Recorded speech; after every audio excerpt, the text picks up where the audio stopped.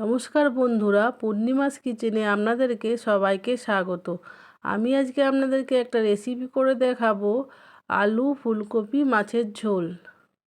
এটা আপনারা সকলেই বাড়িতে বানিয়ে থাকেন, তো আমি এখানে অন্যরকমভাবে বানিয়েছি এবং অল্প তেল মশলা দিয়ে বানিয়েছি। চলুন তাহলে দেখে নেওয়া যাক আমার এই রেসিপিটি।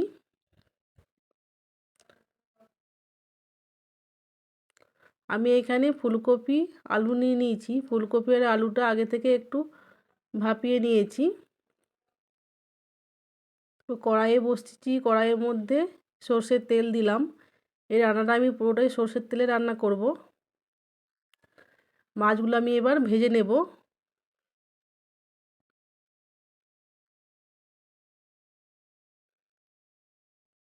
মাছগুলো আমি ভালো করে ভেজে নেব।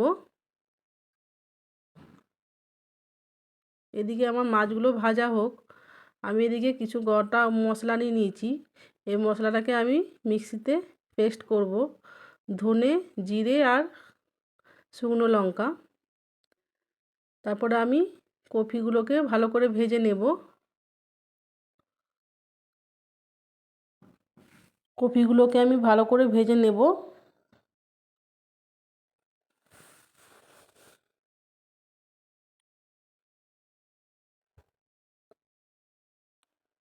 আমার এই রেসিপি যদি আপনাদের ভালো লেগে থাকে তাহলে আমার চ্যানেলটাকে প্লিজ লাইক, শেয়ার এবং সাবস্ক্রাইব করে আমার পাশে থাকবেন। এবার আমি আলুগুলোকেও ভেজে নেব। আলু ফুলকপি আমার ভাজা হয়ে গেছে। এবার ওই তেলের মধ্যে আমি কিছুটা আবার সর্ষের তেল দিলাম, কালো জিরা ফোড়ন দিলাম। এখানে আমি পেঁয়াজ পেস্ট দিলাম।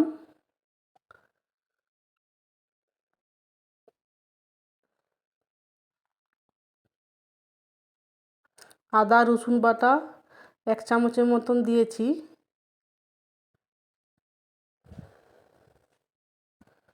এখানে আমি যে গোটা মশলাটা আমি পেস্ট করে রেখেছি সেটা আমি দিয়ে দিলাম। দিয়ে এবার ভালো করে মশলাটা আমি কষে নেব।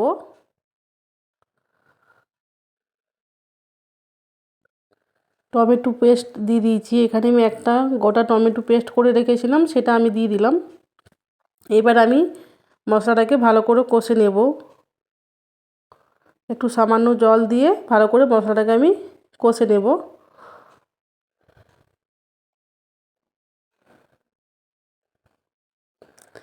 এখানে আমি অল্প তেল মশলা দিয়ে করেছি। আপনারা একবার এইভাবে বাড়িতে করবেন, অল্প তেল মশলা দিয়েও ভালো লাগে ফুলকপি মাছের ঝোল। এখানে আমি হলুদ গুঁড়ো, স্বাদ মতো লবণ দিয়ে দিচ্ছি। এবার আমি মশলাটাকে ভালো করে কষে নেব।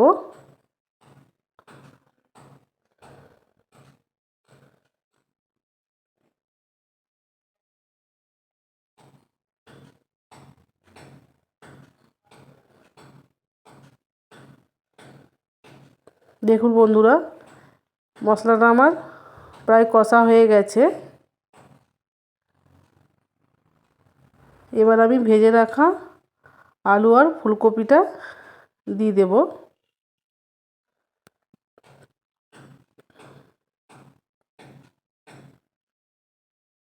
আলু আর ফুলকপি দিয়ে ভালো করে মাখিয়ে নেব।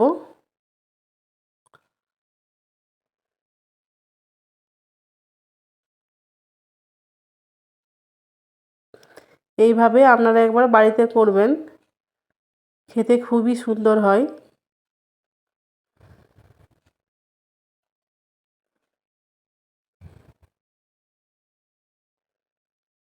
ফুলকপি আলু প্রায় আমার কষা হয়ে গেছে।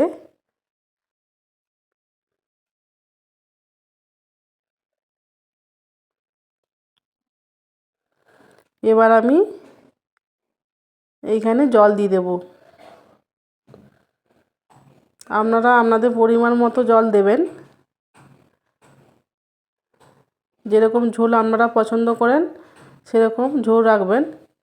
এখানে আমি জল দিয়ে দিয়েছি। এবার ঝোল ফুটে গেলে ভেজে রাখা মাছগুলো আমি এর মধ্যে দিয়ে দেব।